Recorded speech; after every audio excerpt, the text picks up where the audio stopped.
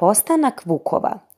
Putujući Sveti Sava dođe na Jelicu, jednu omanju planinu u Rudničkom okrugu, i tu na jednom pločastom kamenu sede, da se odmori. Pored njega stajao je verni pas, čije se stope kao i stope Svetog Save i danas poznaju na tom mestu.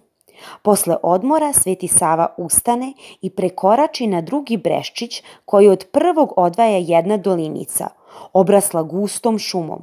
Pas skoči da ide za gospodarem, ali ne mogaše preskočiti, no se stropoštao u onu dolinicu.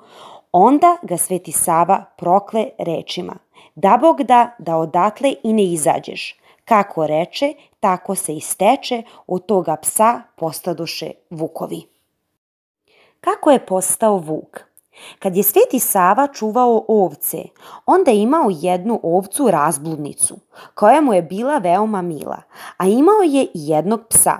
Sveti Sava kaže psu: "Hajde mi povrati ovce." Pas ode da mu povrati ovce, pa uhvati onu razbludnicu te je zakolje. Sveti Sava kad viđe to ražljuti se, pa kako je imao uza se vazda duduk, udari onog psa dudukom preko leđe i kaže mu: "Hajde nesiti vuče, dabog da vazda jeo, a nikad sit ne bio." Pas onda pobjegne u planinu i od njega postanu vuci.